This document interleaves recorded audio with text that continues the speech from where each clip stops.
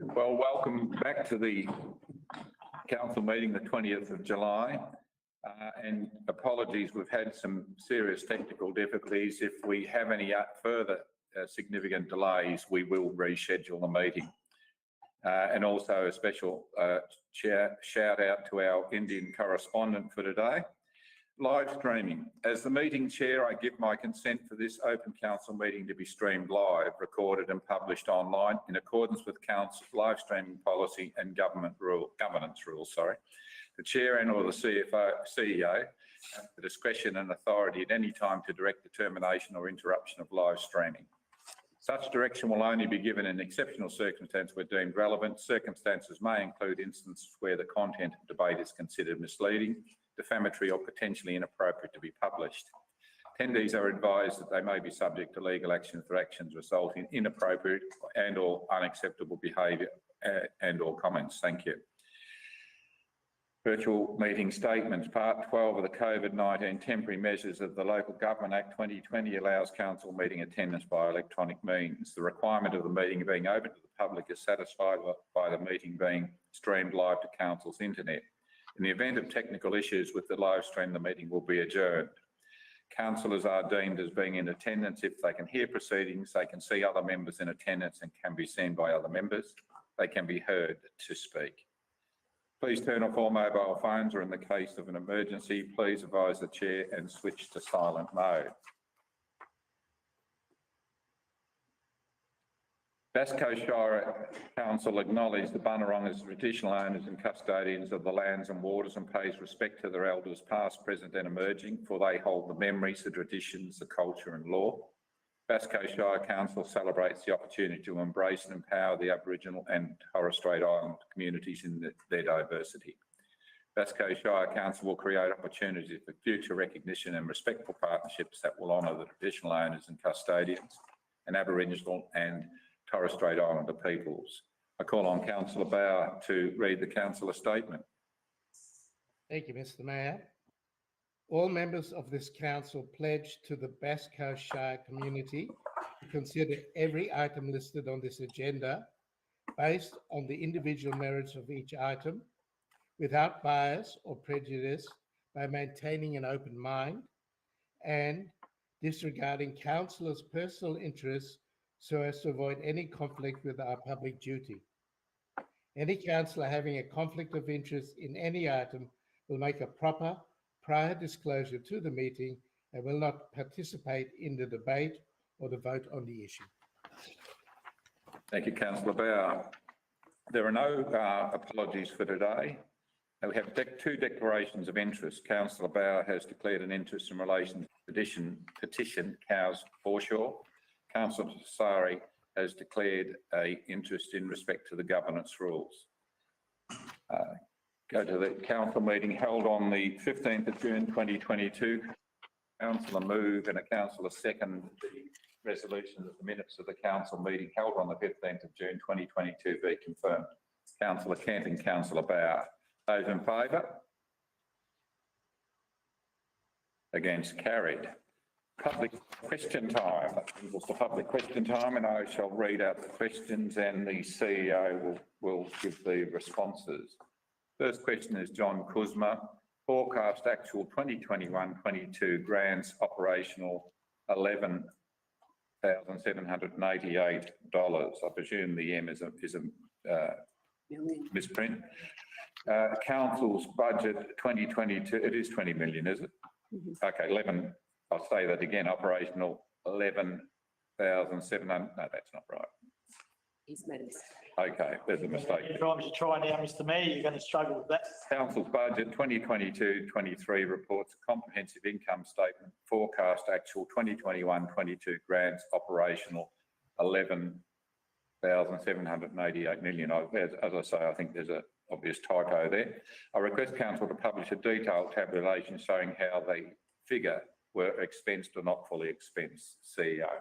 Through the Mayor, Council assumed that the submitted means $11.78 million. Council's year-end financial statements will include a note that discloses the details or source of the operating grants that Council received in the 2021-22 financial year. financial assistance grants from the Commonwealth, which are untied to any specific program and can be applied as a consolidated revenue funding source, make up over 60% of operating grants revenue.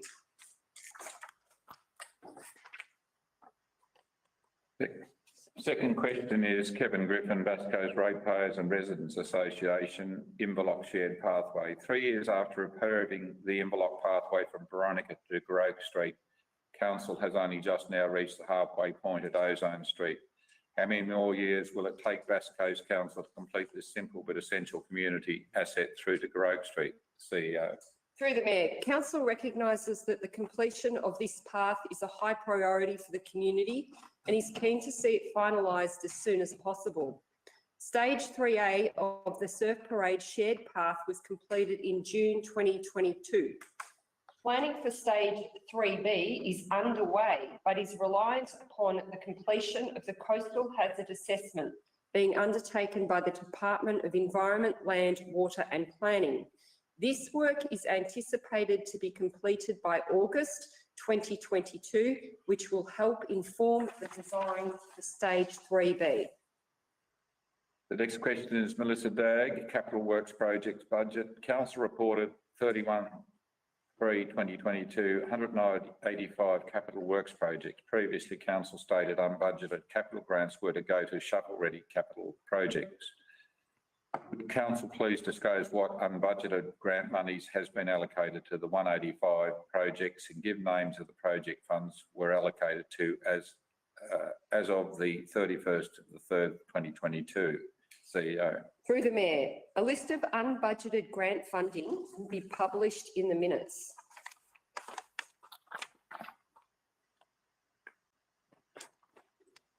Question 4 is from John Warrillow. Plant, machinery and equipment. Each year Council sets aside and spends money towards plant, machinery and equipment. I ask Council to provide and publish a listing of all current vehicle and machinery with their asset values. CEO. Through the Mayor, for security purposes, Council does not publish a list of plant and equipment. Council's annual financial statements disclose the opening and closing values of its plant, machinery and equipment, as well as annual movements that relate to additions, disposals, write-offs and depreciation. This level of disclosure is in line with the requirements of the Australian Accounting Standards AAS 116, Property, Plant and Equipment. Question 5, John Kuzma, Council tenders. Would Council please inform where can I read and obtain a PDF file containing a running listing of all of Council tenders with costs which would include tenders of all projects and work currently? CEO. Through the Mayor, Council tenders are available through the e-tendering portal, e-tender box, available on Council's website. All contracts awarded, including the total value, are reported to Council. Question 6, Kim Lightfoot. Unallocated surpluses. Council reports forecast actual 2021-2022 unallocated surplus funds. The new 2022-2023 budget informs 6,572 million, which I think is again as a mistake, of the unallocated surplus positive. Why are the figures for unallocated surpluses so high when Council's new borrowings are 26,689 million? Through the Mayor, Council has responded on the basis that the submitter meant to reference 6.572 million and 26.689 million respectively. Council's 22-23 funding impact statement budget reflects a balanced position after allowing for capital expenditure, borrowings and reserve movements. Council's income statement has a budgeted surplus of 2.237 million, and this surplus helps support Council's capital works budget and the balanced funding impact statement result. Question 7, Melissa Dagg. Unreasonable questions. What constitutes an unreasonable question list? Through the Mayor, clause 53.6 of the Governance Rules 2020 sets out the reasons a question may be disallowed. Question 8, Graham Jolly. Tracks and Trails. Council has published a draft Tracks and Trails document which identifies existing and proposed tracks and trails. Council seeking public comment. Would Council please provide participation numbers for the current tracks and trails for the last 12 months? CEO. Through the Mayor, As tracks and trails across the Bass Coast Shire are managed by multiple land managers, it is not possible to achieve accurate participation numbers across all tracks and trails in the Shire. Council's active Bass Coast plan has identified that walking and cycling are the highest participatory recreational activities across Bass Coast Shire, with 51% of residents identifying walking, running or cycling as their favourite recreational activity, and 59% of residents visiting a green space at least once per week. Additionally, impacts of COVID have highlighted an increase in cycling on shared pathways by 269% since 2020. Just make the preamble here that this question appears to have the same error as two other questions that we've read out, but I'll read it out as it's written. Council's budget 2022-23 reports income 26,689 million of new borrowings and 12,264 million paid on the principal, and only 5,350 million of the borrowings for infrastructure works, leaving a balance of approximately 9 million. What is the 9 million balance going to be allocated towards? Through the Mayor, Council has assumed that the submitter meant to use the figures of 26.689 million, 12.264 million and 5.350 million respectively. Council has decided to utilise an additional 14.9 million in new borrowings to fund the Capital Works program. This includes deferred borrowings related to the Cows Cultural and Community Centre. Council is also refinancing 11.7 million in loans already held at 30 June 2022. That brings us to petitions, joint letters, deputation and correspondence. And I ask on E1, petition Safety Risk Park Parade Road, Cape Paterson. Other councillor move and second the resolution. Councillor Lang. Councillor Lark. Councillor Lang. Thank you, Mr. Actually, Mayor. we usually just put that, don't we? We usually What's just put that. Do you wish to speak to it? Yes, I wish to speak to the motion. No. Petition. The petition. Yes. Can you clarify, Mr. Mayor? Yes, yes, speak. You've got the call. Okay, we're good. We're having difficulties There today, seems so to be just bear with us. technical difficulties have transferred over, so apologies for my headspace. I'm looking forward to the outcome of the report that will arise from the August 2022 meeting. Park Parade is in a very awkward position in the community because it has almost become a thoroughfare as a result of development within Cape Paterson, and it's also the site of a very popular park. So I look forward to meeting with some of the petitioners and also hearing the report that will come to August 2022 meeting. So thank you. Thank you, Councillor Lang. Councillor Lark, do you wish to speak, or shall we put the motion? I'll just say a couple of words. I had connection with Scenic Drive for more than 20 years through my mother and father-in-law owning property in Scenic Drive, and we always were extremely aware of the danger of that intersection and surrounds. So look forward to the report, as Councillor Lang has already said. Thank you, Councillor Lark. Is there any other councillor wish to speak? Otherwise, happy to put that motion. Those in favour? Thank you, Mr. Mayor. Very, very briefly, can I add one more thing really briefly? Seriously, yes, go ahead. Yes. I just wanted to quickly add that the petitioners have made it clear in their petition that this is not an approach to do a sealing of the road by stealth. It's about recognising the safety concerns on that intersection and that road in particular. Thank you. Those in favour? Against? Carried. This brings us to a E2 petition to protect cows foreshore, and we have a councillor who's nominated an interest on this. So ask Councillor I'll Bauer. leave the chamber. I'll leave if you drop can out call of the me. meeting and we'll give you a call to bring you back in after this is dealt with. Okay, bye-bye, everybody. Thank you. Can I have a councillor move and a councillor second the motion as in the agenda? Councillor Kent, councillor Holstead. Are you happy that we go to a vote on this, councillor Kent, councillor Holstead? Yeah. Those in favour? That's carried. We'll just wait for a minute while we get councillor Bauer back. Hopefully with the gremlins, we get him back.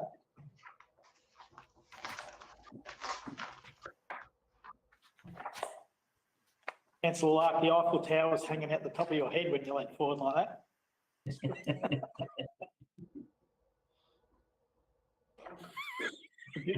Beautiful backdrop, beautiful backdrop. Yes, it's one of my favourite places.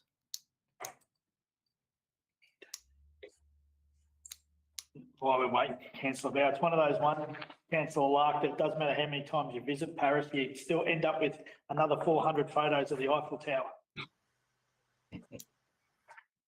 Okay, because we've got a couple of procedural things, while we wait for councillor Bauer, we'll keep it moving along. So there were no notices of motion.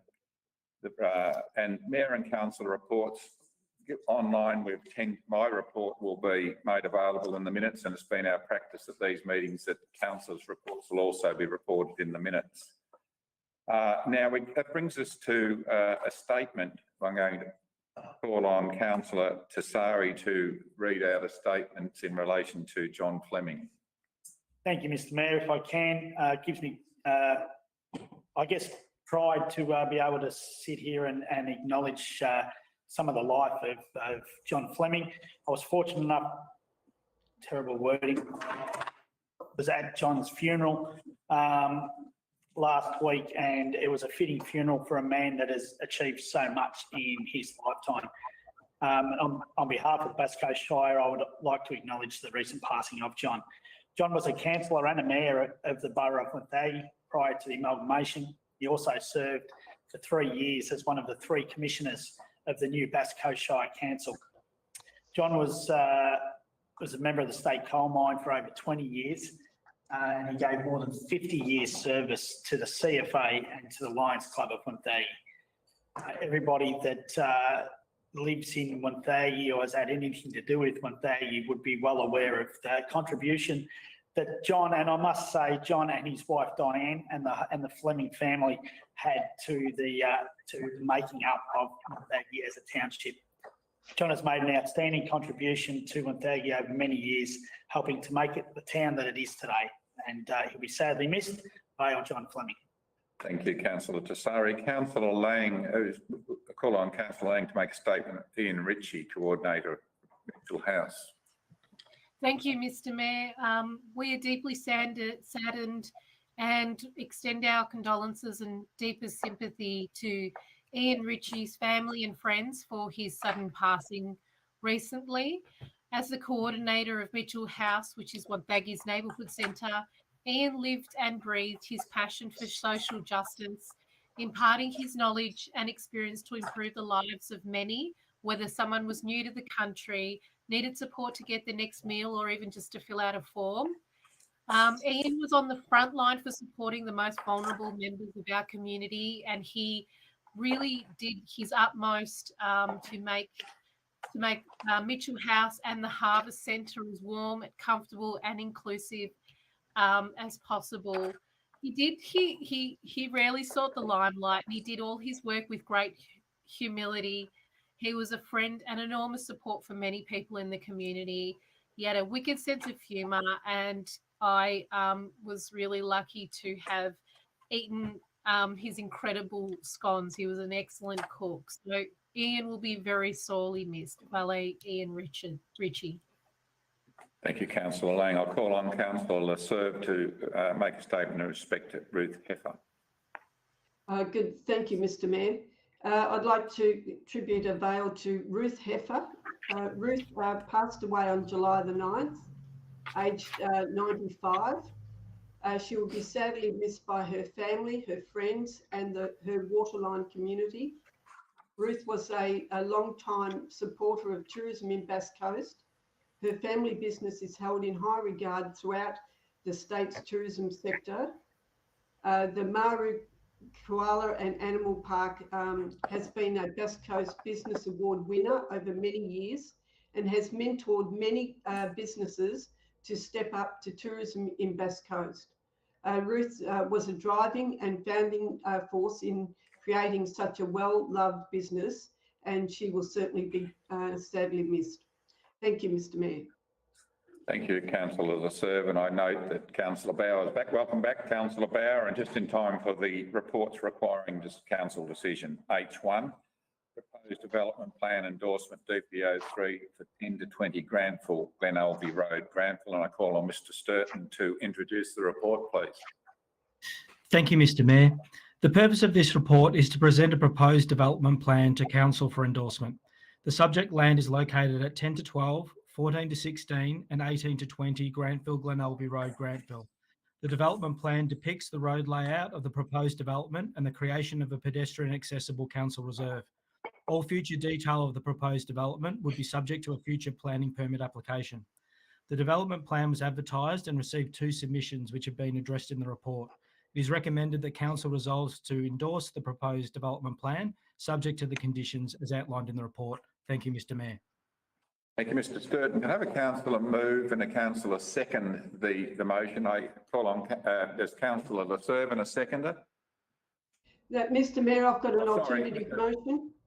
Oh, okay, so an alternative motion. Okay, Councillor Lasserve, I take it we have that and we'll put it on the screen.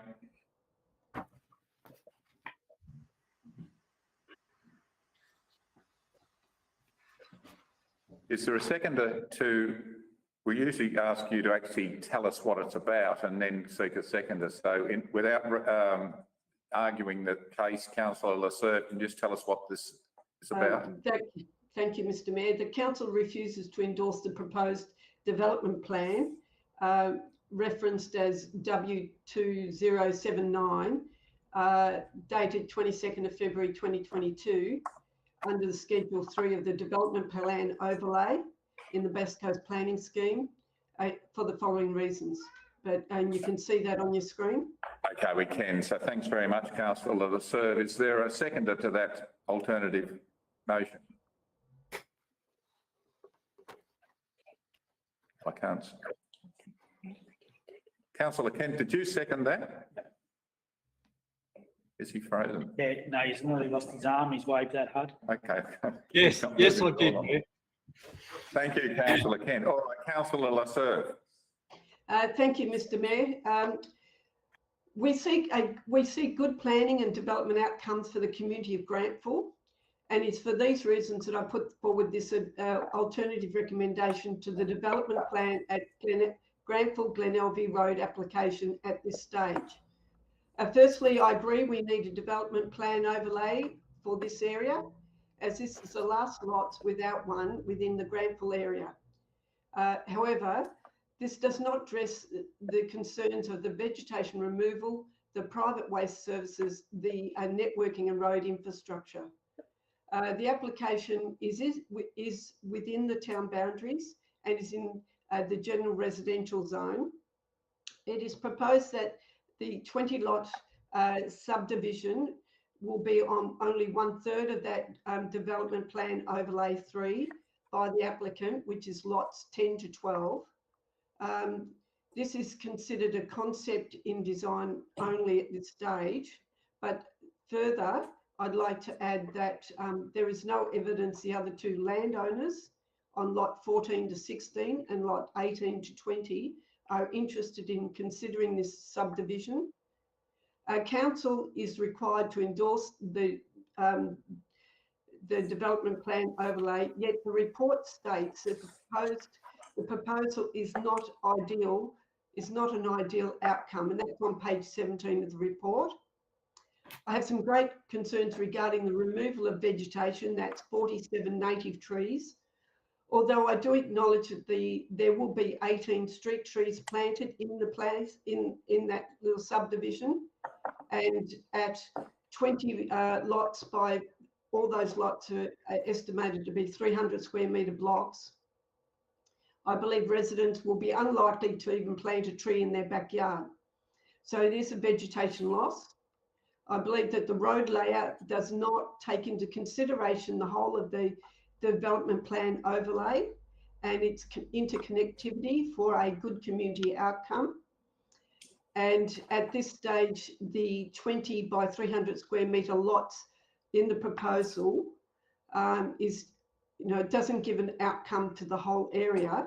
And I'm not sure if the other services, there's waste service issues as well, but whether or not that we could have CFA emergency services in access. Are you nearly finished, Councillor Serve? I'll ask you to wrap up. Yeah, I am. One of the critical parts of this, council's waste service can't access the proposed 20 allotments. And I understand that we need to have affordable housing in our residential areas, but to set future landowners up with the burden of having to use contract waste service is not ideal and not a reasonable outcome. All ratepayers within Bass Coast area should have access to the benefit of council's waste service. Okay, Councillor Serve, I'll wrap you up at that point. Sorry you'll get another go if you take your right of reply. Councillor Kent. Thank you, Mayor. Just a quick reply.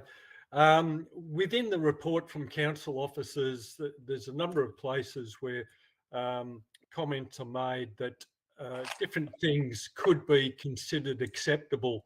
The problem I have with this is that if we approve this today, the community will not have a right of reply as to whether what the developer wants to put in place in the future is acceptable. So we will never know whether the community accepts what's going to be put in place in the future. I also say that in regards to the small blocks, we need to offer some low-cost housing, but I have concerns when I believe it's an acceptable process that we have the smaller blocks integrated into normal neighbourhoods. And I'd honestly like to see the developer come to council in the future and make a presentation as to what he wants to achieve. Thank you, Mayor. Thank you, Councillor Kent. Any other councillor wish to speak to this? Councillor Halstead. Thank you, Mr. Mayor. The application for subdivision is subject to a development plan overlay that encourages an integrated approach between the three landowners, one of which wishes to develop reasonably quickly and two others that have negotiated in good faith but appear not to be in any hurry to progress. It is clear that council supports a proposal for residential development in this location. However, is the one before us the best possible outcome for the broader community of Grantville? Unfortunately for the applicant, I think we can do better. I'd like to see a proposal that creates a more integrated outcome as is required under the DPO, one that does provide for council waste collection, one with a greater retention of vegetation, and one that has a better, safer access from the estate to Glen Alvie Grantville Road. I would even go as far as to request council officers investigate feasibility of installing a service road in this location, which would provide a much safer outcome for access. I would encourage the applicant to revisit with council officers to discuss opportunities that will address these issues and provide a much better outcome for the community of Grantville. We're all aware that affordable housing is required in Bass Coast Shire and quite urgently required. However, I agree with Councillor Leserve in identifying that having private waste collection cost through a body corporate is an added cost that, you know, might simply be out of reach of people who are looking at our affordable housing. So I will be supporting Councillor Leserve's recommendation on this application. Thank you, Mr. Mayor.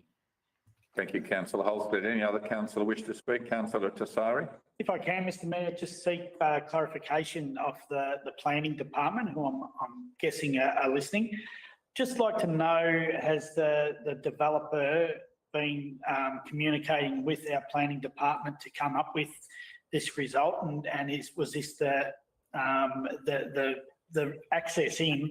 Is it wide enough to allow emergency vehicles into the development? Captain, Mr. Sturton. Thank you, Mr. Mayor. I'm sorry, Councillor Tassari. So it was you're after whether or not emergency vehicles can access the site? One was is the access into the development wide enough to allow emergency vehicles to come in and turn?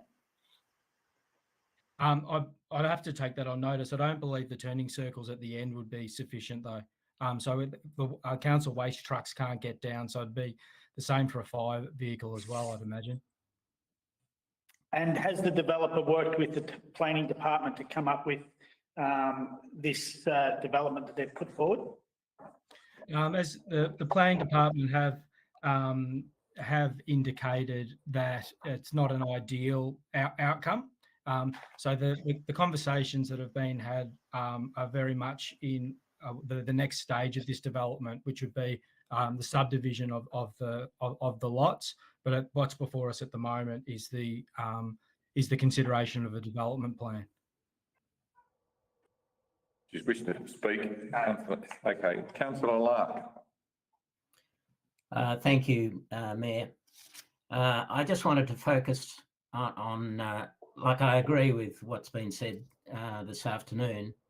I just wanted to focus on point 3 of the alternative motion, which states the proposed private road results in a poor community outcome by burdening future landowners with the need for a private waste collection agreement. The community of Inverloch have experienced that recently with a particular development, and there's a lot of angst in the community regarding a similar sort of development that has come about, with so much so that landowners are taking their rubbish bins from outside their property to other roads to endeavour. Point of order, Mr. Mayor. Yeah, go ahead, Councillor Lang. While I fully respect the concerns that Councillor Lark has about the waste collection in Inverloch, I fail to see how that's relevant to the motion and the debate. I can see, Councillor Lang, how this would be an example of the reason why you wouldn't go with the situation that's been proposed. So I'll allow some latitude, Councillor Lark. But I think we've got the point. So, but you might like to finish that point. Yeah, I simply reiterate that the private waste collection agreement is a poor community outcome. Thank you, Councillor Lark. Any other councillor wish to speak to this motion? If not, Councillor Lasserve. Nothing further to add, Mr. Mayor. I put it to the vote. Thank you. Okay, those in favour?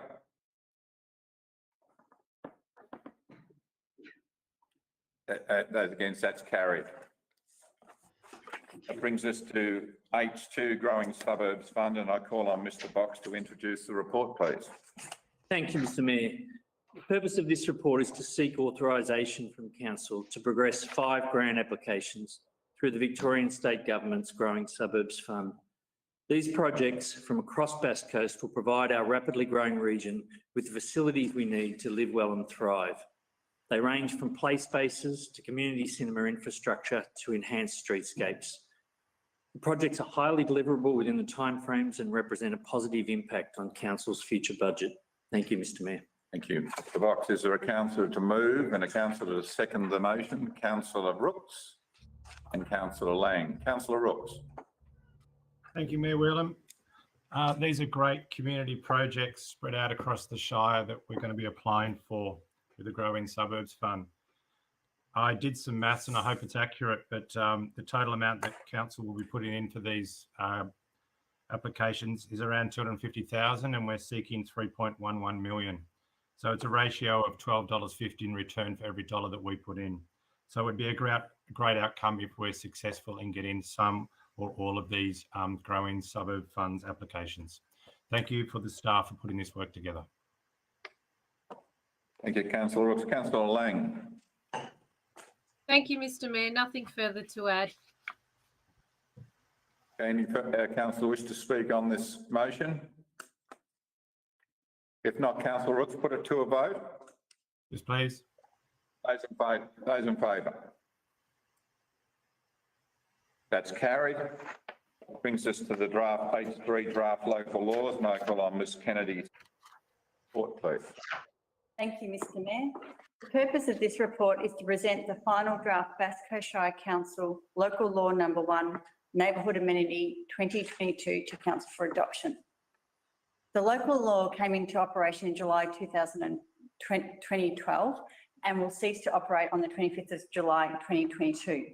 Council is required to adopt a new local law prior to the revocation date. The draft local law covers a range of diverse topics from unsightly land, roadside and footpath trading, planting on nature strips to building sites. It empowers council to respond to local issues and protect public and private spaces, as well as the community's health and safety.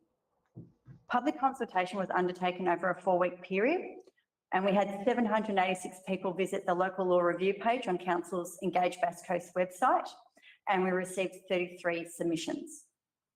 A significant change to the local law is the inclusion of a section on significant and protected trees and a section relating to short stay accommodation, which was previously registered under the Public Health and Wellbeing Act.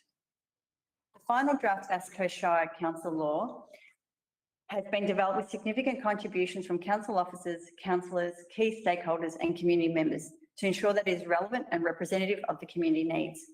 It has undergone external legal review with certification provided as required under the Local Government Act 2022.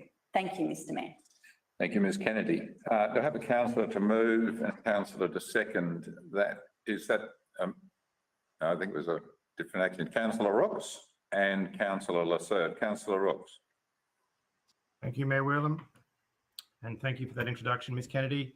Yes, as Ms Kennedy said, it's been about 10 years between the old local laws and this new one that we're hopefully going to endorse today, which is probably too long with the way that our world is, with new technology coming in all the time and communities' expectations changing so rapidly.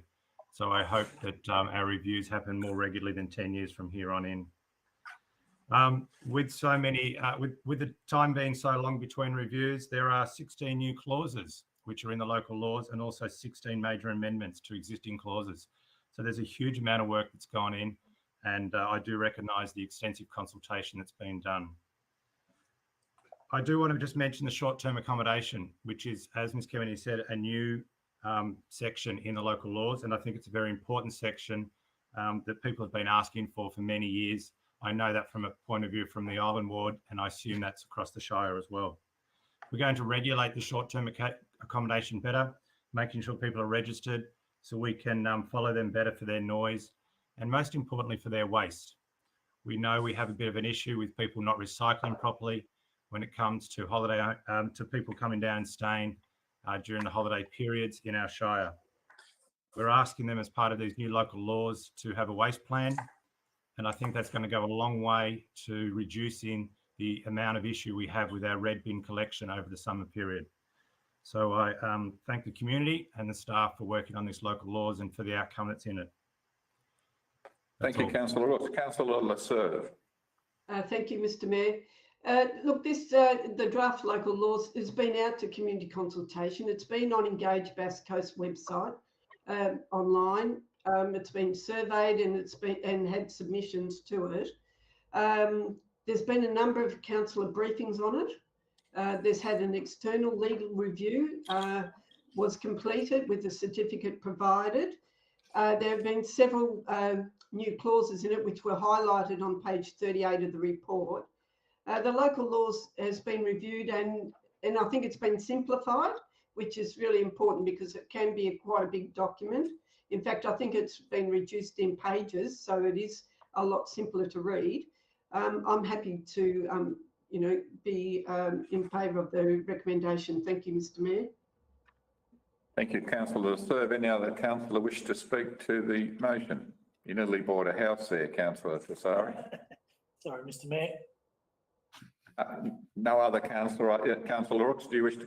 Oh, hang on, a late bidder there. Councillor Bauer. Thank you, Mr Mayor. I just wish to congratulate the officers and the team that put the local laws together. It was a mammoth task. I think they've done a very good job. As councillors know, I was going to move an amendment to 78.1, which I will not do now after discussing with Ms. Kennedy the amendment, and I will discuss that with our lawyers to see how we go forward. In response to Councillor Rook's statement that the waste management program will reduce the red bin pickups, I do wish you strength to your arm, and we'll see how that all comes together, because we both know that the landfill bin is a problem. But I do commend the local laws to councillors passed. Thank you. Thank you, Councillor Bauer. Any other councillor wish to speak? If not, Councillor Rooks, do you wish to reply? Just one question, if I could, of Ms. Kennedy. Hopefully today the local laws do get endorsed, but I believe then there's a process before they actually take effect. They have to become gazetted or something, and what the time frame will be for that. Yes, through the Mayor. That, if adopted today, that will be gazetted. Hopefully it will either, I think it'll be next Thursday, because it has to go to the Government Gazette on Tuesday for it to be published by Thursday, and it'll come into effect. One thing we will be doing though, for the two new clauses that we are introducing, we will spend a bit of time making sure we get the comms and the processes set up, and spend a bit of time with the community to understand roles and responsibilities before enforcing those. So they won't be enforced until the 1st of January 2023, to allow us and the community time to make sure we've set it up for success as best we can. Thank you, Ms. Kennedy. Councillor Rooks, you happy with that? Yep, happy to put it to a vote now. We'll put it to a vote. Those in favour? That's carried. That brings us to page 4, update to library agreement with MYLI, My Community Library Limited. Ms. Kennedy, to introduce the report, please. Thank you, Mr. Mayor. The purpose of this report is to seek council consideration of the admission of a new member council to MYLI and a variation to the local agreement, which includes a new funding formula. In July 2021, all 3 member councils of West Gippsland Libraries unanimously supported the establishment of MYLI as a not-for-profit entity and charity to continue to deliver library services across the region. The transition is now in its final stages, and the MYLI board, in consultation with Russell Kennedy lawyers, have identified 2 suggested amendments that require council approval. The first is to amend an inconsistency between the council-adopted MYLI constitution and the novated library agreement. The second is to amend the funding formula table in Schedule 3 of the novated library agreement, and this will ensure that no council is worse off with a new member joining. The report also outlines MYLI's transition journey, innovations, details about the amendments, and thorough review and analysis undertaken by the MYLI board to date. All 3 councils are considering the request sought by this report. Thank you, Mr. Mayor. Thank you, Ms. Kennedy. You can have a councillor to move and a councillor to second the report. Councillor Lang. Councillor Lasserve. Councillor Lang. Thank you, Mr. Mayor. Part of this recommendation is procedural, so that both the novated contract that the Basco Shire Council has, as well as the MYLI Constitution, which Council has already approved previously in the earlier stages of the transition from MYLI, from a library corporation into a not-for-profit entity. That part is mainly procedural, and it's to ensure that there is alignment within all of the proper processes and governance regulations for the new entity for MYLI.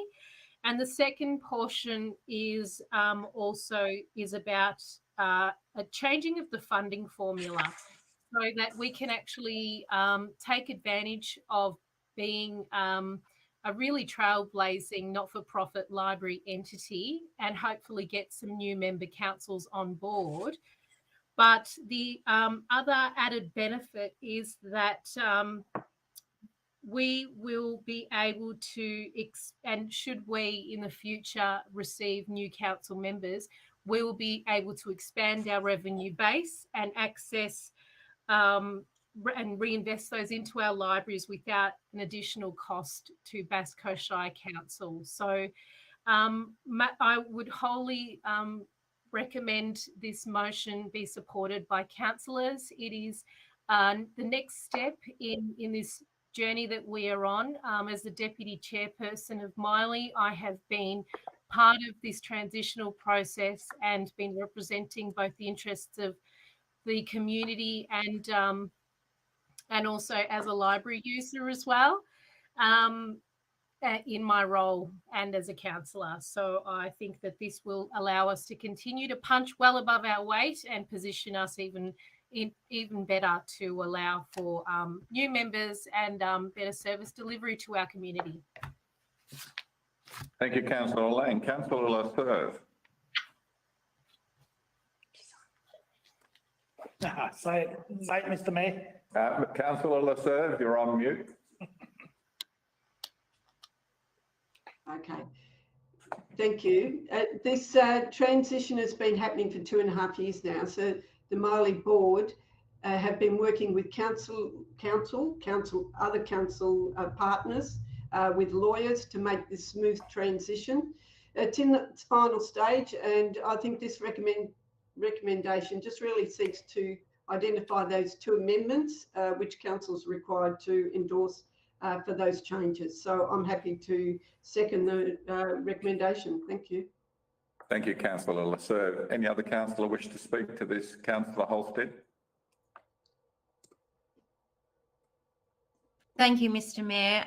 Firstly, I'd like to congratulate Councillor Lasserve and Councillor Lang for the work that they've done as being our representatives on this new not-for-profit organisation. I know it's taken a lot of work over the last couple of years, and I think that once again, Bass Coast is trailblazing.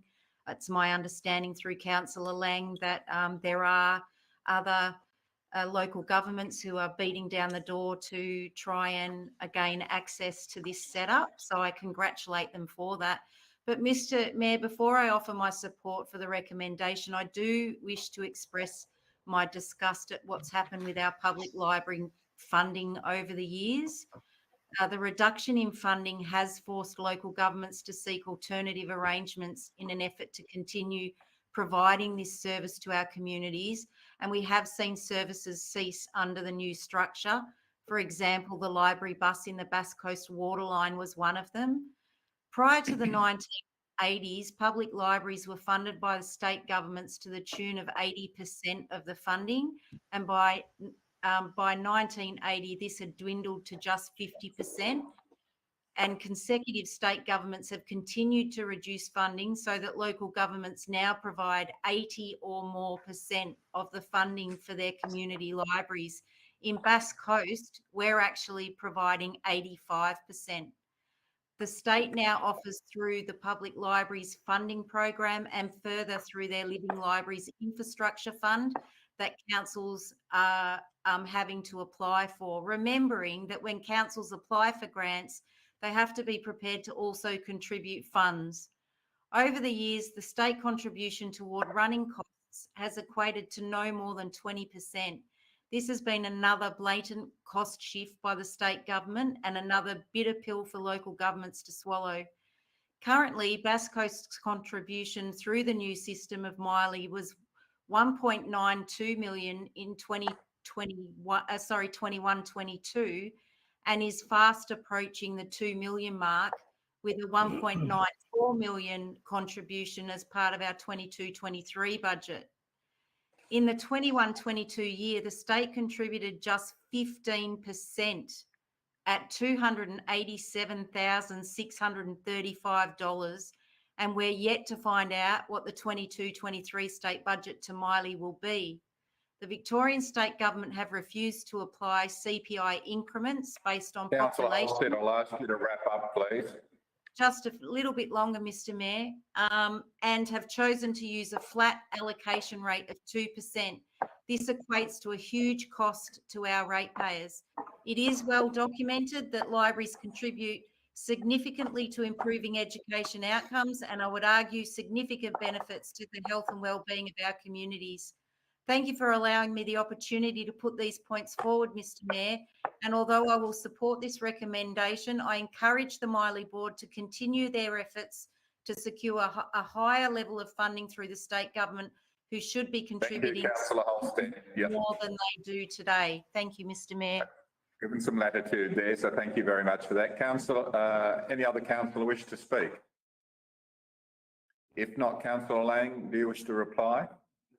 Thank you, Mr Mayor. I don't want to dredge up the past with, I do want to acknowledge that there are some, we're always strongly advocating for funding, and it's also excellent that our Chief Executive Officer for MYLI is actually the President of Public Libraries Victoria. So she's in an excellent position to be advocating for additional funds. We have not actually had a reduction in services, as Councillor Holstead pointed out. In fact, I would say that we have had an increase in services. We had $900,000 contributed from the state government to the construction of the Cows Cultural Centre Library, which is currently under construction and will provide a brand new library. We have a new library in San Remo, and we also have a new library in Grantville, which is serviced much more regularly than the mobile bus service was able to provide, and has seen an increase in membership to that library and an incredibly large membership growth within the San Remo new library service. I'll be the first one to advocate that our community does need new libraries, but we really do need to understand that the increase in funding that Bass Coast Shire has contributed is only a 1.5% variance on the 1.884 million that was paid in the 2020 to 21 financial year. That is well within the 1.75% rate cap. So the budget that we continue to fund as a council I'll ask you to wrap up, Councillor Lang. Very economical, and but it's also, I do acknowledge that we need to continue to advocate for funding from the state governments.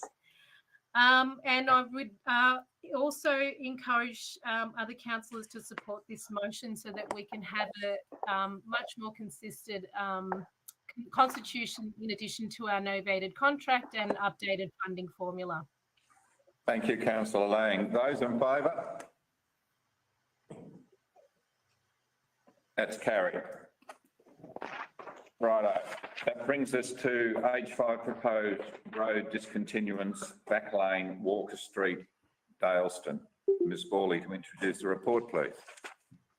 Thank you, Mr Mayor. The purpose of this report is to recommend Council commencing statutory procedures to discontinue the Back Lane, Walker Street, Dalyston, and dispose of the land from the road to the surrounding property owner. The recommendation is consistent with Council's Road Discontinuance and Sale Policy 2020, as the road is not reasonably required for general public use and has no strategic value for Council. Thank you, Mr Mayor. Thank you, Ms. Borley. Can I have a councillor to move and a councillor to second? Councillor Kent. Councillor Tassari. Councillor Kent. Thank you, Mayor. I'll make this a real quick one. This is a parcel of land, 225 square metres, an old road reserve that runs between 5 blocks of land.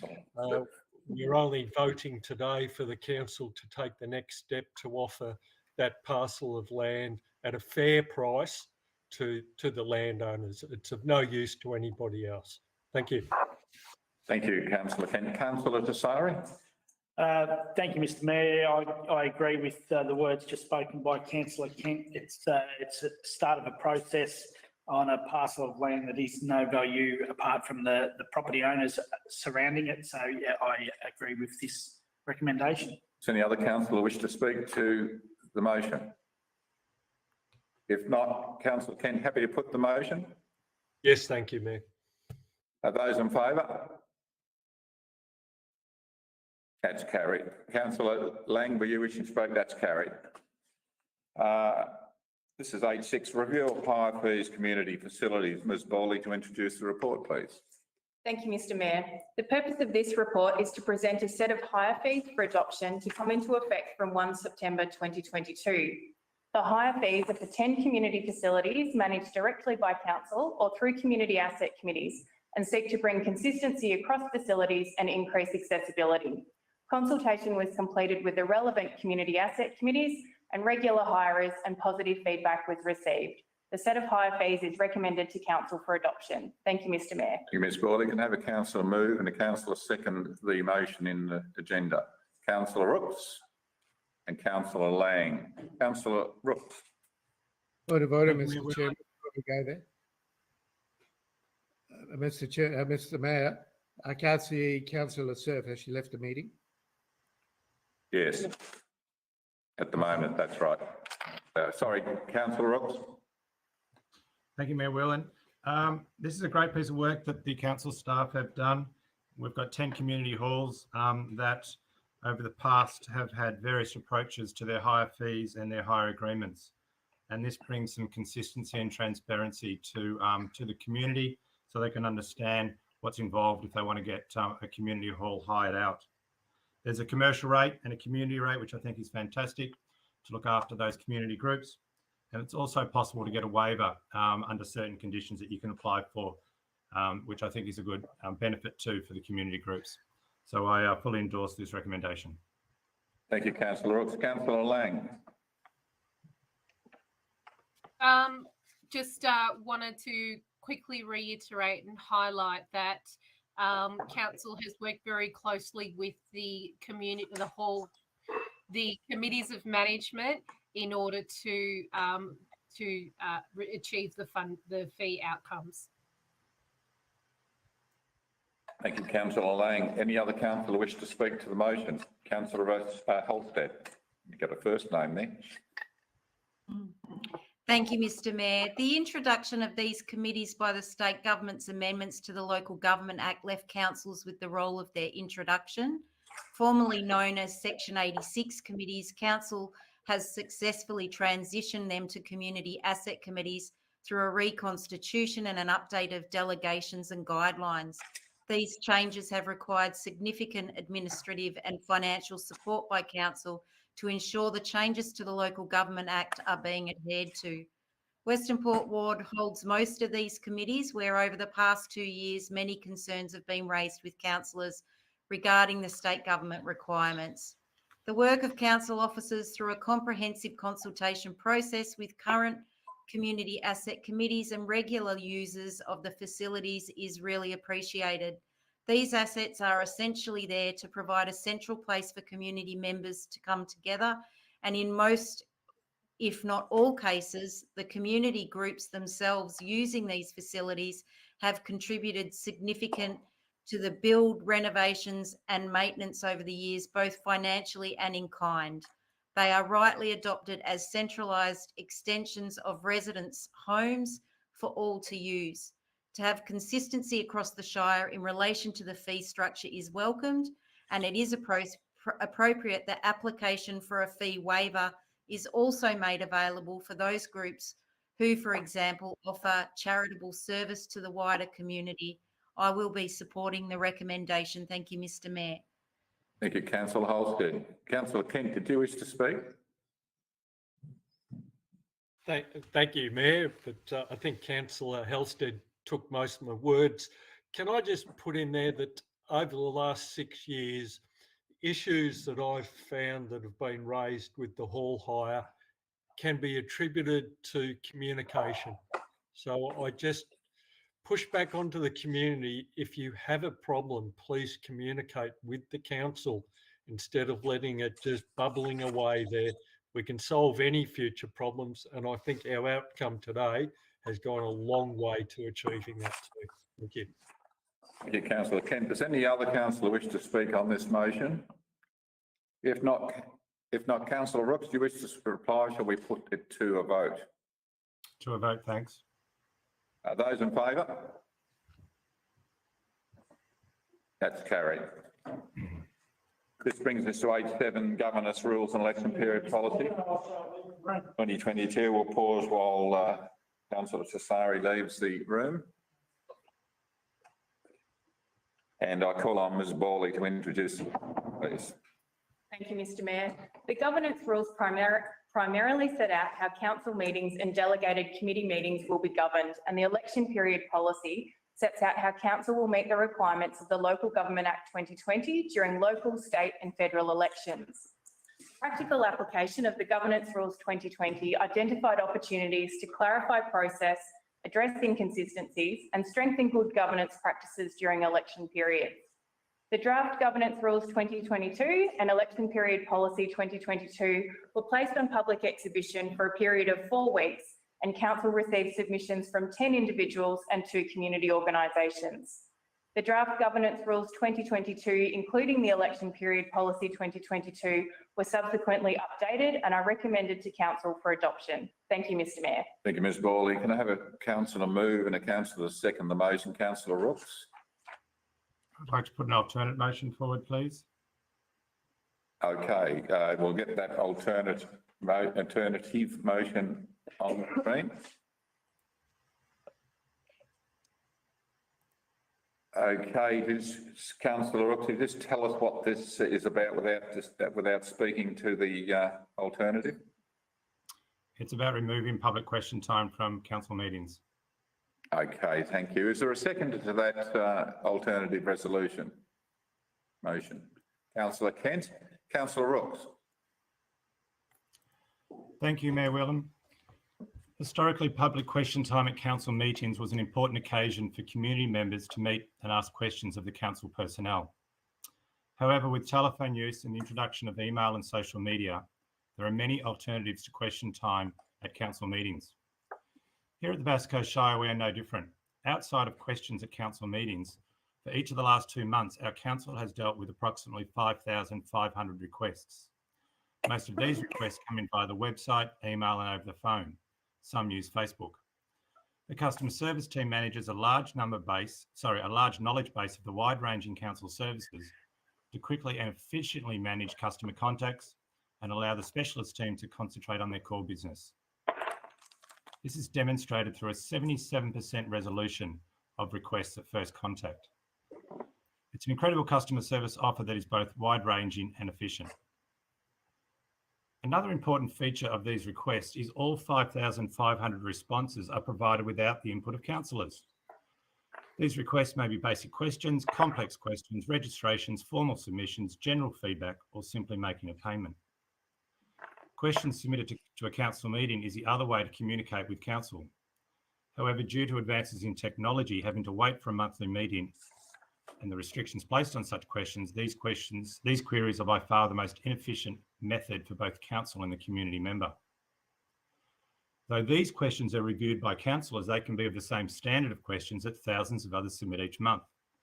However, they are given an unwarranted high level of status and a disproportionate amount of time just because they form part of a council meeting. For me, comparing public question time at council meetings relative to the rest of our customer service offer is like comparing a milk bar to a supermarket. In the old days, milk bars were fabulous and serviced our needs. However, as times have changed, the milk bar has disappeared and it's provided a limited range and short opening hours. Milk bars have been superseded by supermarkets that offer a far wider product range, increased opening hours and a focus on customer service. There is a shrinking audience that still use the old system. Just 0.27% use the milk bar system. 99.73% of our community use the supermarket. Furthermore, during the last 18 months, of those 0.27%, 7 individuals have asked 45% of those questions. This data clearly shows that few people use the archaic milk bar system. Everyone else has moved on. I'm pleased to say this proposed change is already supported by the community as people are now using the alternative options, utilising the high level of customer service offered. This is an evidence-based decision that clearly demonstrates reasons for change, and I trust the other councillors can join me in this alternate motion. Thank you. Thank you, Councillor Rooks. Councillor Kent. Yes, thank you, Mayor. Councillor Rooks is very passionate about this, and this is why I agreed to second this alternative motion. I believe wholeheartedly in the right of speech, And I do agree with the points raised by Councillor Rooks in regards to some questions could be answered by alternative means provided by the council. What I support, though, is the right to put the questions there in the first place. I believe that the community should look at their questions and consider the alternative avenues provided by council, but I support the right for the communities to submit questions. So I won't be supporting this alternative. Thank you. Thank you, Councillor Kent. Any other councillor wish to speak to the motion? Councillor Lang. Thank you, Mr. Mayor. I think that I would like to underscore what Councillor Rooks said about technology and the fact that the community are perfectly entitled to be very public about the responses they receive from council and council staff when they are receiving information from council. That is not restricted to question time, and that ability is available to the community at any particular time. So in that sense, I do understand, I do see how it is really inefficient for public question time to continue in this way. There are at least 9 different ways and different touch points that the community can actually ask questions. Our phone numbers as councillors are posted on the website, and we have our business cards that we distribute widely. And I know that all the councillors here bend over backwards and travel all over the countryside to meet publicly and also not as publicly with residents and speak to them on the phone regularly. And a lot of the times our phones run off the hook, and we do answer them, and we answer all of the as many inquiries as we can receive, but we also make sure that responses are provided in a timely way. So I will be supporting this. I think that also I do want to also promote the Engage Bass Coast website, which lists all the projects and consultation that we have with the community, and it does give really, really current, up-to-date information. And I think that the analogy between the milk bar and the supermarket was an excellent way of describing this. And I don't want to spend a disproportionate amount of time on a very small portion of the community when we have so many people that need to be represented and be treated as fairly and equally as those that are receiving their questions through public question time. Thank you, Councillor Lang. Councillor Lark. Thank you, Mayor Whelan. I think this is about not only transparency and opportunity, but choice.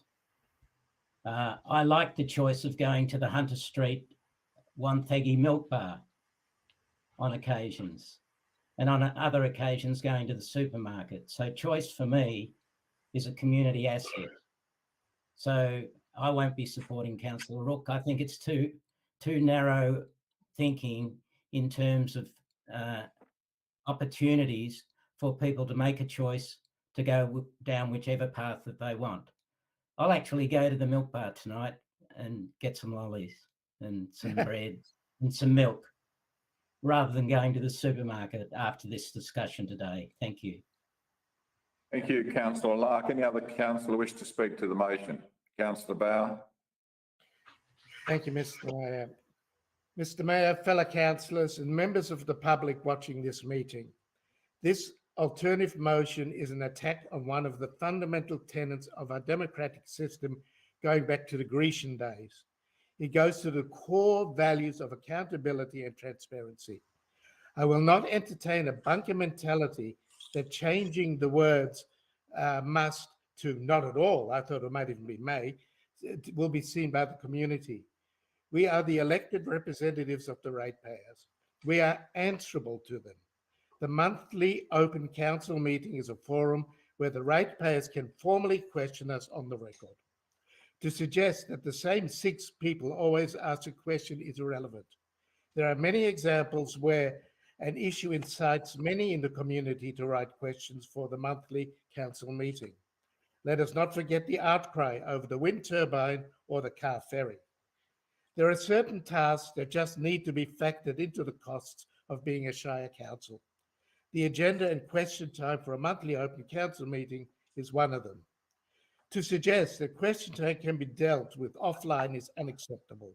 Using that same logic, why are we meeting at all? The monthly council meeting could be truncated into a series of flying minutes. The CEO just emailed the items requiring a council decision and the councillors email back yes or no. That would be a preposterous situation and I believe is countenanced by no one. I urge councillors to vote against this alternate motion. Question time is a must, not a maybe. Thank you, Councillor Bauer. Any other councillor wish to speak to the motion? Councillor Holstead. Thank you, Mr. Mayor. With such an important alternative, I think it's wise that I make a statement. I do agree that Councillor Rooks has raised some very valid points. And I do agree with Councillor Lang in that the comparison of the milk bar and the supermarket is probably a reasonable comparison. But as part of that argument, I would argue that, you know, gone is the friendly, more personal customer service with the closure of our milk bars and the moving to supermarkets. It might be quicker, it might be faster, but that more personal customer service has been lost. The ability to buy your 2-cent lolly, you know, 5 of those, 10 of those. I remember those days with fondness, and I think we have to allow for our community to make that choice. I agree with Councillor Lark that there should be a choice for our community in how they approach council. I also agree with Councillor Bauer in that people have a right to be able to ask questions of their councillors in this forum. So it has been a tough decision because I do think that Councillor Rooks has put up a very good argument, but I am a believer of access in every opportunity for members of the public to speak with their council. Therefore, I will not be supporting the alternative. Thank you. Thank you, Councillor Holstead. That expires our list of speakers. Councillor Rooks, would you wish to reply? Yeah, just a couple of things if I could, Mayor Whelan. I think the community would like our council to be as efficient as possible. And the best way to do that is for our community to try to contact us through 9 other areas, which I'm going to quickly mention. And these 9 areas respond to councillors' concern that people won't have the right of speech, because they do. It will respond to councillors' Holstead concern that they won't have personal customer service, because I can demonstrate that. And Councillor Lark's issue with transparency and choice, because they'll have that as well. So there are 9 other areas that the community can contact us councillors and council officers. Online, through the Engage Bass Coast, Facebook. We have online in-person workshops when we develop strategies, that's face-to-face. We have reference groups and committees of council. We have other interest groups that we contact, sports groups, arts groups, the youth. We have community members that contact councillors all the time. And all council feedback is put through a tracking system so we can pick up any themes. We have councillors attend meetings in the communities, as do council officers. And the communication department also focuses on the social media sites to pick up any issues that are out there. There are plenty of ways for us to listen to the community. What's important about the council meetings is that we should be focused on strategic issues, high-level policy issues, and not operational questions. So for me, the arguments for removing public question time and directing our community to our customer service team are very strong. And this direction is supported by our constituents already, with 99.73% using this method. And I hope my fellow councillors support the community on the change that is already happening. Thank you. Thank you, Councillor Rooks. Those in favour of the alternative. Point of order. Sorry, a point of order. May I ask a question of Ms. Borley? That's not a point of question, isn't a point of order. What's your point of order, Councillor Bauer? Point of order. Does this then become the motion, then we debate the motion, or is this does this close the This is the motion at the moment, Councillor Bauer. We vote on this, this passes it, yeah.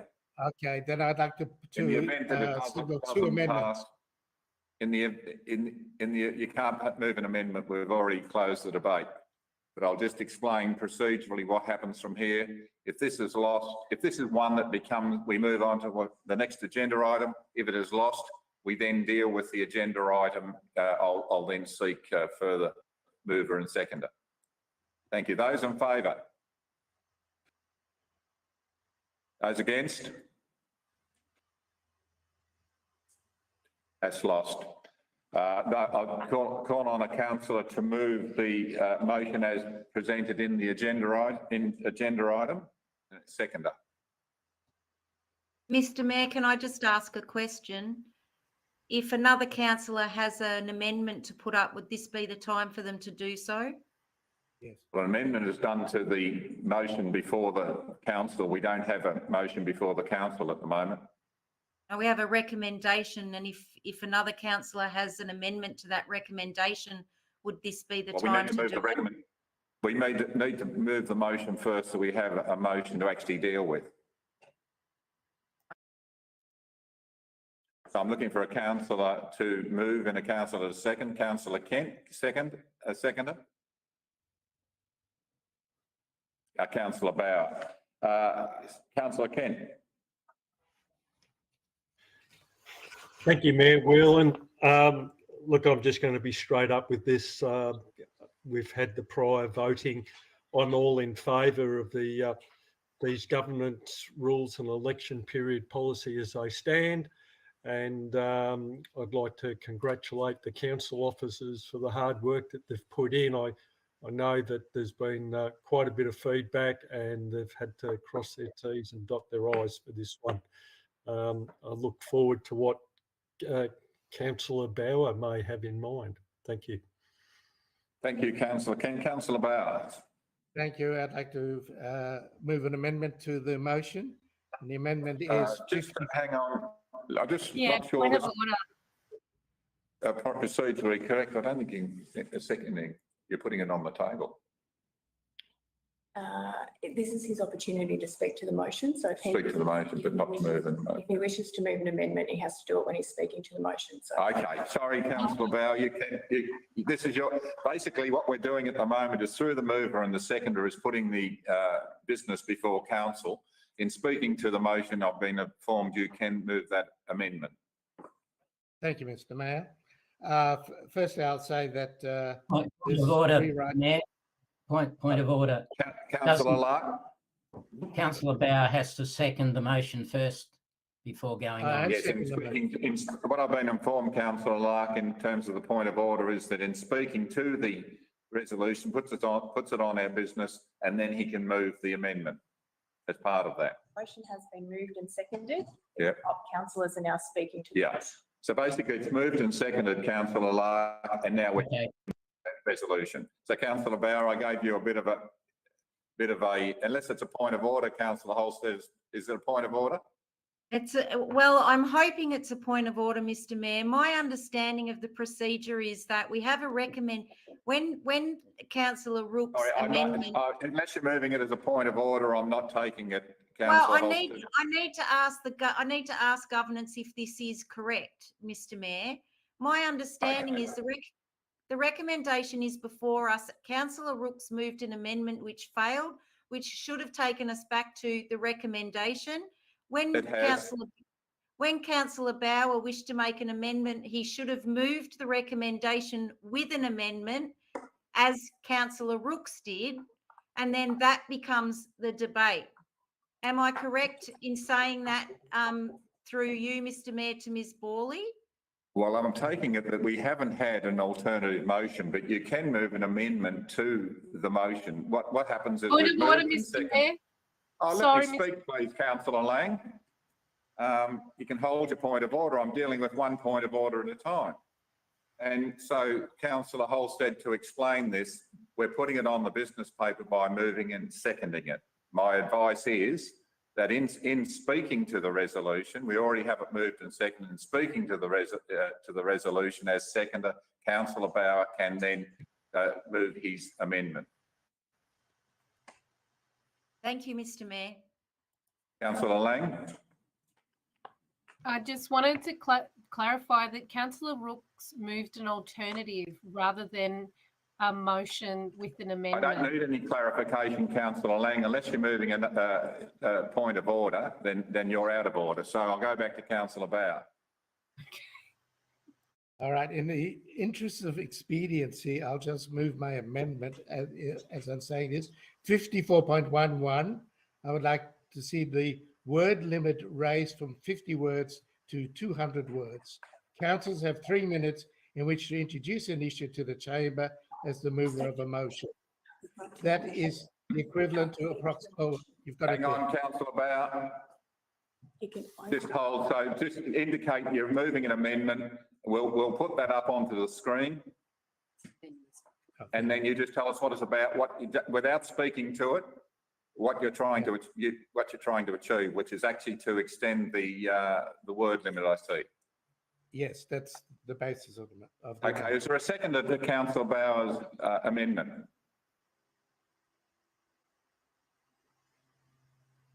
Come on, guys. Mayor, can I ask you? Okay, Councillor Bauer? Hang on, is Bruce seconding? Yes, you were seconding, I take it, Councillor Kent? Yes, but with a question to a council officer, if I could. Can we take them separately? Does your question determine whether you'll second it or not? Yes, it does. All right, okay. I've forgotten even who the officer is now. Councillor Bawley. Just demoted you, Ms. Bawley. Can I go ahead with the question, Mayor? Yes, please. Thank you for that, Mayor Whelan. It's just in regards to the 200 words.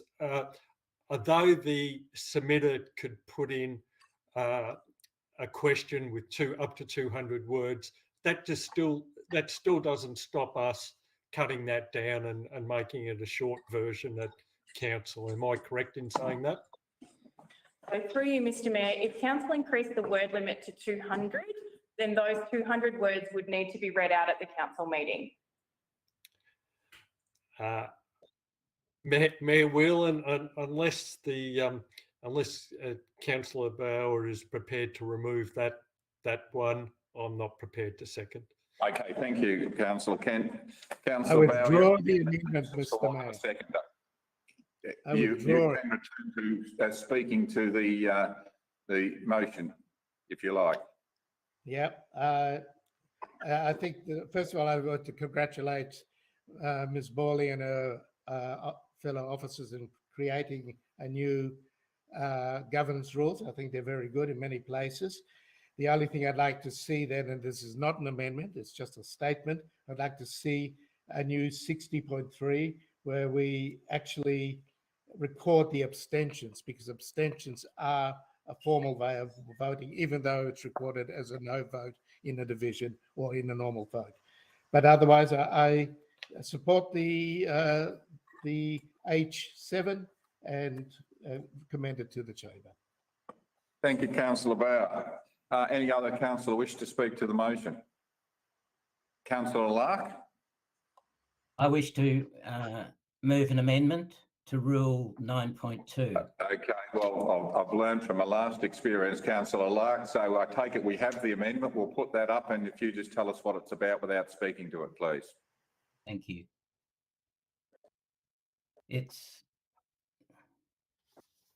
I think it's self-explanatory. It's removing the word may and inserting the word shall. Okay, thank you. Is there a seconder to that amendment? Yes. Councillor Holstead. Councillor Lark. It's a simple one. The Rule 9.2 states meetings may be conducted electronically, providing a live stream is available through Council's website where legislation allows. The amendment simply inserts the word shall instead of may to read meetings shall be conducted electronically, providing a live stream is available through Council's website where legislation allows. From a access and inclusion perspective, I think rather than a discretionary clause, it would be more appropriate to have a clause which says if we have the live stream available and legislation allows, then we go ahead with conducting electronically for the benefit of all councillors and others who may have an interest in this matter. Thank you. You, Councillor. Councillor Holstead. Nothing further to add, Mr Mayor. Okay.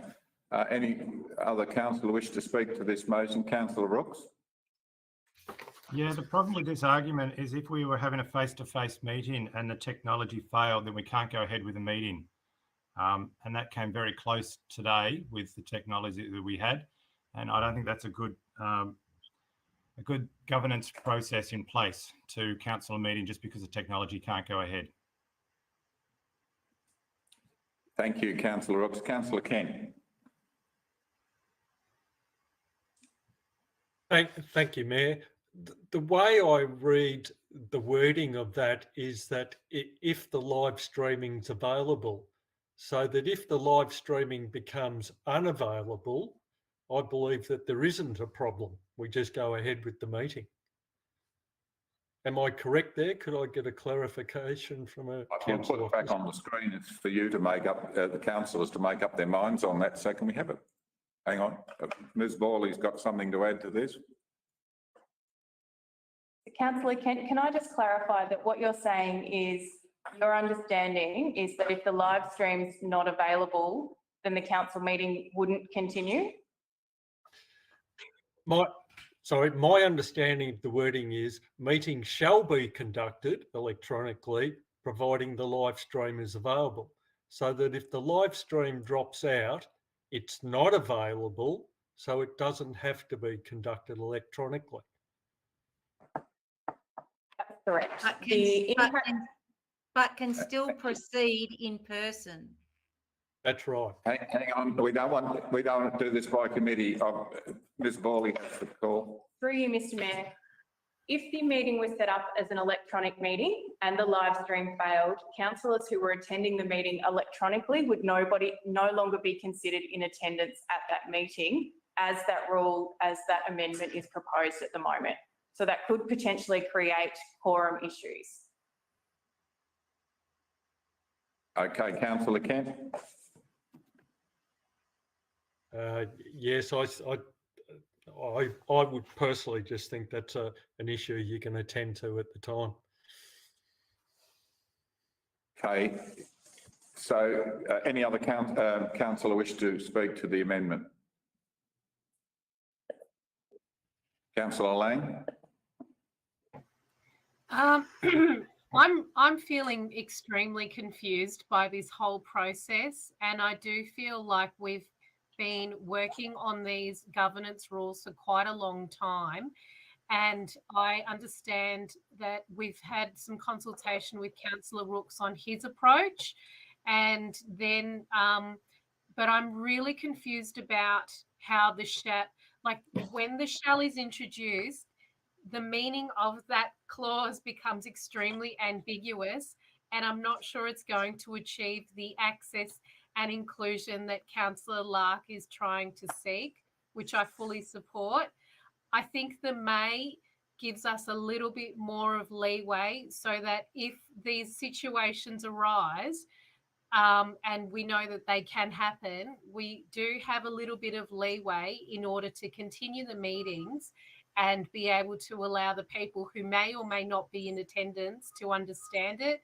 It allows us to potentially upload the meeting in the future should the situation arise where there were technical problems. I just think the inclusion of shall is almost like a semantic change, but it does add a layer of confusion. I'm not sure if we're still arguing the other amendments.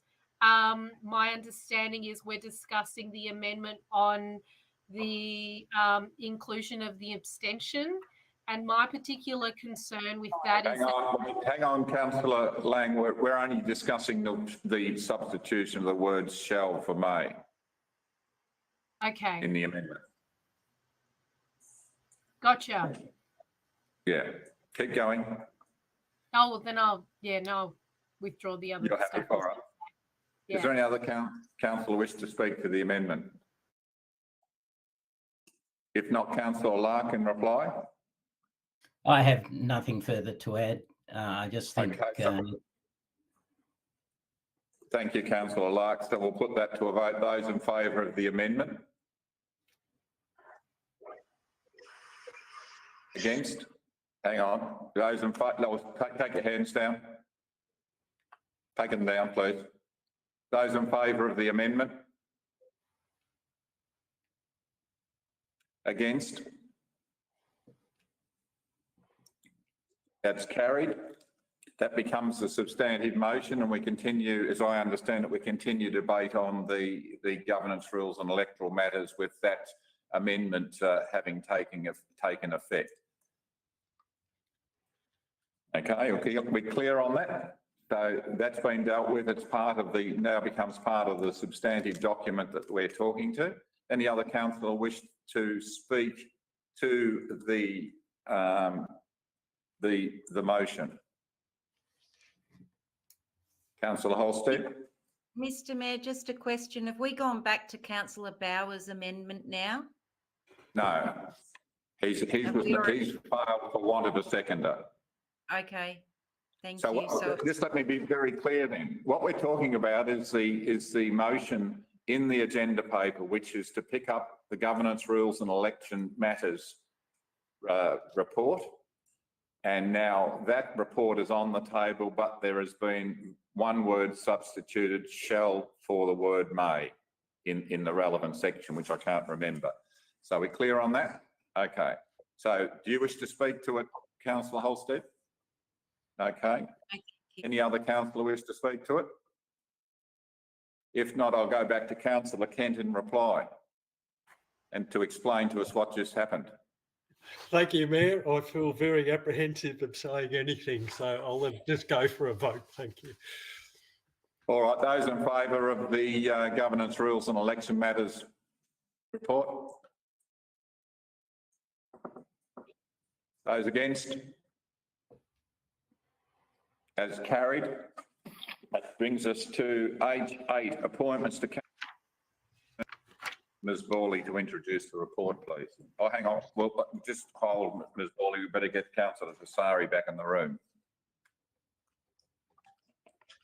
And just for those that have noticed, Councillor Lasserve isn't with us. She'd given us advice that she had to leave by 3 o'clock. So she's absent from the meeting now.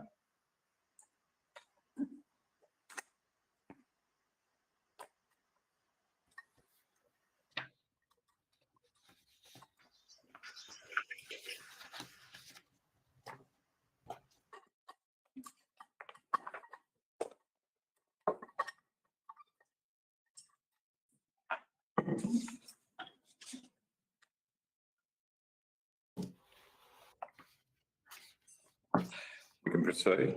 We have Councillor Vasari resuming his seat anyway, so we'll resume with H8, appointments to council committees and external committees. Ms. Borley to introduce the report, please. Thank you, Mr. Mayor. Council appoints the Mayor and councillors to council committees and external committees to meet its legislative obligations and to enhance its involvement in community activities and to advocate on behalf of the community. This report recommends Council appoint Councillor Halstead as the councillor representative to the Western Port Biosphere Reserve Committee and notes that the Gippsland Local Government Waste Forum and Gippsland Waste and Resource Recovery Group Board have fulfilled their functions and have ceased. Thank you, Mr. Mayor. Thank you, Ms. Borley. Can I have a councillor move and a councillor second the motion? Councillor Rooks, Councillor Bauer. Councillor Rooks. Thank you, Mayor Whelan. Yes, this is a procedural matter to put Councillor Halstead into the role as council representative for the Western Port Biosphere Reserve. My name was up against it, which I put my name up last year in December, but due to health issues, I was unable to fulfil that role. So thank you, Councillor Halstead, for taking on the position. Thank you, Councillor Rooks. Councillor Bauer. Thank you, Mr. Mayor. I just wish to add that I'm sure that Councillor Halstead will do a wonderful job in that position, and I fully support this motion. Thank you very much. Any other councillor wish to speak to the motion? If not, we'll put that motion. Those in favour? That's carried. Brings it H9, Anderson Road Car Park Budget Revision. I ask Ms Bawley to introduce the report, please. Thank you, Mr Mayor. The purpose of this report is to seek council approval for an increase of $316,000 in the gross budget allocation for the Anderson Road Car Park. Due to an enhanced understanding of project needs and the impact of global cost escalations, the total budget for the project increased to $676,000. Council was successful in obtaining a grant of $338,000 from the Victorian Fisheries Authority to offset the cost increase, which means that the net council contribution has decreased by $22,000. It is recommended that council approve the budget increase to enable the award of contract under delegation by the CEO. Thank you, Mr. Thank you, Ms Bawley. Can I have a councillor move and a councillor second the report? I wish to move deferral. And councillor Bauer. I wish to move a deferral. I wish to move a deferral motion. Well, we can't defer something we don't have on the agenda yet on our discussion. So I presume you're not seconding it, councillor Bauer. So we have a mover, councillor Rooks, a seconder, councillor Tessari. Councillor Rooks. Thank you, Mayor Whelan. Yeah, this is a funny one because, as explained by Ms Bawley, the original budget for this was $360,000, and then through some more detailed design work, we found there was some increased costs that the budget was going to go up. As a result of that, the council officers showed some initiative, and that was great in applying for a grant, and they were able to not only offset the additional amount, but end up reducing the original cost by $22,000. So this is a very good outcome for this Anderson Road car park. Thank you. Councillor Tessari. I just agree with everything Councillor Rooks just said, Mr Mayor. The other councillor wish to speak on the motion. Councillor Bauer. Yes, Mr Mayor, I wish to move a motion to defer. Motion to defer. Is there a seconder to that motion? Don't need it. Mr. Foreshadowing a motion in the event that this motion. Hang on, I just hold for a minute. So we have a mover and a seconder for the motion before council. So we can't move an alternative motion at this point. He would have to foreshadow an alternative should this motion fail. Okay. That's an interesting one as an let me further clarify. Why shadow? They're all an alternative. I thought it was procedural. Why don't you let Robin keep that? Just say. Okay, I'll call on Ms Bawley just to explain the situation for us, councillor Bauer. Thank you. Through you, Mr Mayor, we have a mover and a seconder for the motion before council. A motion to defer. This isn't a statutory report. Therefore, a motion to defer the report to a future council meeting is an alternative motion and would need to be foreshadowed should this motion fail. Are you clear, councillor Bauer? No, So point of order.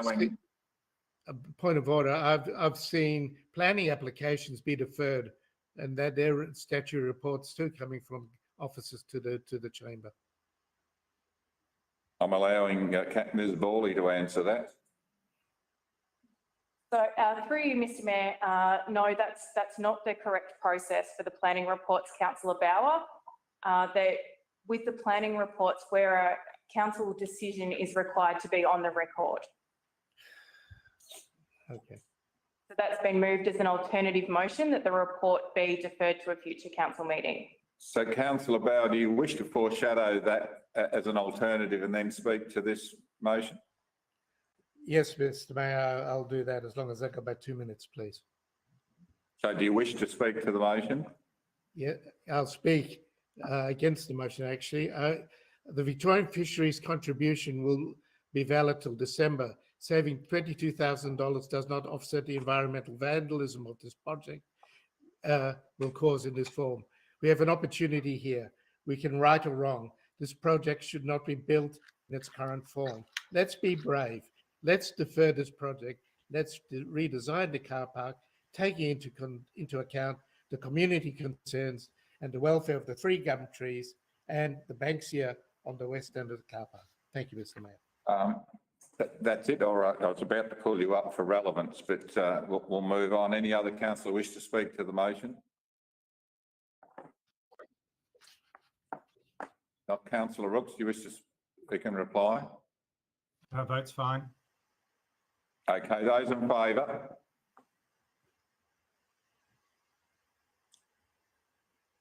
Against? That's carried. Call a division, please, Mr Mayor. Okay, we'll put that motion again. Those in favour? Councillor Lang, Councillor Whelan, Councillor Rooks, Councillor Tassari, Councillor Larkin, Councillor Kent. Those against? Councillor Bauer. The motion is carried. That brings us to statutory reports, and I request a councillor to move and a councillor to second that the motion that agenda items 1, 1, 1, 2 and 1, 3 be considered as a block. Happy to do so. Councillor Rooks and Councillor Kent. Those in favour? That's carried. And now, does any councillor wish to speak to any of the reports? If not, I call on a councillor to move and a councillor to second the resolution. Councillor Lang, Councillor Tassari, those in favour? That's carried. There is no urgent business, and that brings us to an announcement of the next meeting of council. The next council meeting will be held virtually on the 17th of August 2022, commencing at 1 p.m. Thank you for watching the live stream of council's meeting. And also for your indulgence and respect to the technical difficulties we had earlier. And the meeting will now be closed to the public and end today's live stream. And the meeting is closed. Thank you.